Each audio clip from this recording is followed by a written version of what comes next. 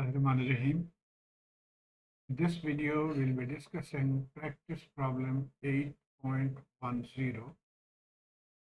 This is on the request of a student. Here's the question. We have to find for t greater than 0, V0t in this circuit. This is the circuit given. And this is different from the previous 2-3 questions that we have solved. In this, we have two capacitors. And so there is a slightly different treatment that we have to do with this. So let's start, and there is a hint given. First find V1 and V2. And the answer is also given. Generally, I have been following this sequence in all my videos of chapter number 8. So you can just watch by pausing the video, these steps. But probably you may not be able to follow this, so we'll go one by one. So let's have the first one, and that is for t less than 0, which we also call is t equal to 0 minus. We have to find the initial conditions I0 and V0. Now in this case, there is no I0, so actually it will be V1 0 and V2 0 minus both. Now let's understand what does this mean. I am sure you already know that ut means a circuit whose value is 1 after 0, and before 0 time its value is 0. That means this will be 0 for t less than 0. So 0 multiplied by 20 will be 0. That means this source will be 0. So this will be the source for t less than 0. And now you can see, since there is no source, so there is no way to charge the capacitor. Therefore, we can say that the voltage V1 and the voltage V2 0 will be 0 minus actually. V1 0 minus should be equal to 0. And similarly, V2 0 minus should also be equal to 0. So this was our first step. Let's do the second step, and that is to find V1 0 plus and V2 0 plus. Slightly after the time when this voltage comes into play, that means the circuit will now become this one. But we know that the capacitor voltage does not change instantaneously. So what will happen? That V10 will be equal to V10 minus. V10 plus will be equal to V10 minus, which was 0. So this will also be 0. Next is V2. V20 plus will also be equal to V20 minus and equal to 0. So this is, I'll call second step. Then the third step, we have to find dV10 dt and dV20 plus dt. This is actually used subsequently, but let's see how to find. Now to find this, we have to find dV1 and dV2, and for that we have to take help of the KCL at node 1. This node, you can see three currents leaving, I1, this is I1, plus IC1, and plus this current, which is V1 minus V2 divided by the resistance. I1 is also V1 minus 20 divided by 1, and IC1 is the capacitor current, this one, which we know IC is C dV dt, C is half, and dV1 dt. So this is our equation now. And from here, we just take out 1. And then we just rearrange. First take dV dt terms, and then 2V1t minus V2t, and 20 goes on the right. This will be our first equation, and t plus at t is equal to 0 plus, what will happen? We'll just replace t by 0 plus. So at equation 1 will become dv1 0 plus, this one 0 plus. Now we know the values of v1 0 plus is 0, v2 0 1 so 0. So we'll plug in the value here.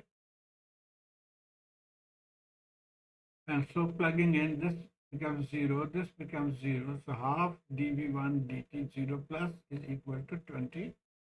And from here we can say that dv1 0 dt is actually 40. This half will go to the right, it will multiply. So we get our next equation. I'm just calling it 1a just to link with this. We got these two equations, equation number 1 and at t is equal to 0, we got a, and we save this.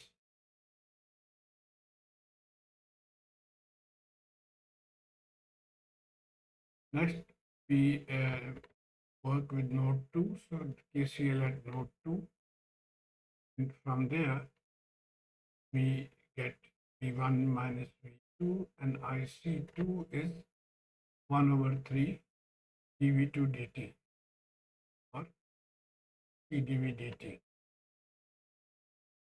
And here also we put t is equal to 0 plus, get this equation. Now we know that V1 0 is 0, V2 0 is 0. So putting the values, we get 0 minus 0 is 1 over 3 dV2 dt plus, that means dV2 0 plus is equal to 0 volt per second. So this also we keep for the later use. Now, just to summarize, we have got these two equations and we have got these two values of dV dt, V0 plus. And now we obtain the characteristics equation, or we'll try to obtain the characteristics equation. And this is done by turning off the source. We will turn off the source. This is with the source turned off. And again, we'll now write the KCL equation and if needed, KVL equation.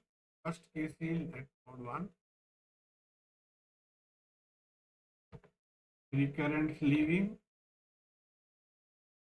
And now I1 will have a different formula. Earlier we had V1 minus 20. Now it will be just V1 minus 0 divided by 1. V1 1. The other two remain same. And simplifying this, we find another equation number 3, and this is without source. Then again node 2 or V2, KCL at node 2, I3 is equal to I4, and I3 is V1 minus V2 from here, and I4 is C dV dt, that is 1 over 3 dV2 dt. Rearranging, this is our equation number 4. So we had these two equations, source of 3 and 4. We'll continue with this. Now from this equation, we'll try to find the value of V1 or V2. We want to get a general equation in terms of V1. Now here is question, why not V2? Why V1? Well, we'll see this. You can take either V1 and find the equation, or you can take V2. So at the end of the first part, I have done this V2 also. So if you have any doubt, you can follow that. Okay, so in terms of V1, we could also solve by getting equation in terms of V2. In terms of V1 means that we eliminate V2 from this equation. So from equation number 3, there you can see we get V2. We are using equation 3 because this only has one V2. So it will be easier to handle. So V2 is equal to 2V1 plus half dV1. And now we will place this value of V2 into equation number 4 to get the differential equation. So we are now using this equation and plugging in the value of V2 from here. V1 minus V2, this is V2, minus V2, plus 1 over 3 dV2 dt, 1 over 3 d, and this is V1 from here.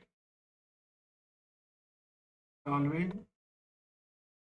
I hope you can follow this. And we'll rearrange now, multiplying by LCM or multiplying, make it simple, adding these two. So this is our second degree equation. And I'm sure you have learned earlier that we make it simple. We replace d by dt by s and d square dt square by s square. This our equation will be square v1 plus 7s v1 plus 6v1. Now we can take v1 common and put it towards the right hand side 0. So our characteristics equation will be square plus 7s. And now with the characteristics equation, we'll find its factors. I hope you can find this factor. It is s plus 1 multiplied by s plus. And that means we have two roots here. 1 is equal to minus 1. Equal to 0, so it will be minus 1. Similarly, you put this equal to 0, and s2 will be minus. We'll be using these two values, and we have learned the general equation for natural response. This is the equation for natural. V1 natural is a any constant e raised to the power s root s1 plus b e raised to the power the second root. A, B we have to find. One more thing, we need to find the value at infinity. So when the circuit is closed for a long time, the capacitors are fully charged and will behave like an open. This time, what will be the voltage V1? Whatever is the source voltage, that will be V1. And in this case, that will also be V2. So V1 steady state, SS means steady state, and that means V1 at time infinity, and that is equal to 20 volts. So we have also learned that the complete response is given by steady state voltage and the natural voltage. Steady state voltage we found 20 volt, and natural equation, that's what the natural voltage. So we plug in, this is our complete response. But in it, we still need to find A and B. And the technique used also previously, I'm sure you know that we put t is equal to 0 one time. So to determine this, we put t is equal to 0 in equation 8. What will happen? V1 0 plus 20 e raised to the power 0. T0 e raised to the power 0 is equal to 1, so plus A. And similarly, this e raised to the power 0 is also equal to 1. This is one equation. And from here, now this is the graph that we have reproduced, or this is the data that we have already solved is reproduced here. So we know V1 0 is 0. We put it 0, so this is our one of the equations, so we can write it to be a plus b equals to minus 2. Equation 9 we found. Now, since there are two variables a and b, we need another equation. For that, we differentiate this one with respect to t. So differentiating equation 8 with respect to t, we get this equation. So I hope you know that the constant will become 0 when we differentiate. This minus 1 will come before, so minus a e raised to the power minus t. And similarly from here, minus 6b e raised to the power minus t. Now here also we'll put t is equal to 0 plus, t is equal to 0 plus, this will be 0 plus, this will become 0, this will also become 0. Now we know the value of dv1 plus the volt. So plug in 40, this will be minus a, this will be minus 6b. And from here, we can write that a plus 6b is equal to minus 40. We have now these two equations, 9 and 10. And from here, we can find the value of a and b. So I hope you can follow this. Solving this, we find b is equal to minus 4 and a is minus 16. So a and b known. Now our complete solution, putting the value of a and b in equation this one, we find the complete solution with all the values. V1t we have found. Now we need to find V2t because this one V0 is the actual thing that we need to find, and V0 is V1 minus V2. Let's see how we can find V2t from here. We have these equations. This is on the original circuit, 20 volt. So we'll use these two and V2. Plugging in the value of V1t in equation 1. Here we'll plug in the value of V1t to find V2. So this is equation 1. And now for V1t, we'll plug in this value here. Here, this V2 is equal to 20. And solving this with this relation and further simplification and simplification, this is our final value of V2t. And now we are ready to find V out t. So V1t minus V2t. Putting these two values, V1 and V2. Solving, we find V out t to be 8e minus t minus 8e minus 6t, which can be, if we take 8 common, it will be e minus t minus e raised to the power 60 volt. And this is the answer.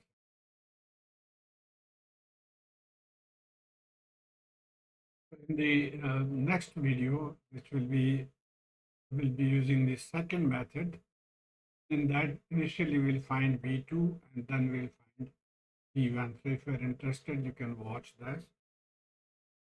Thank you.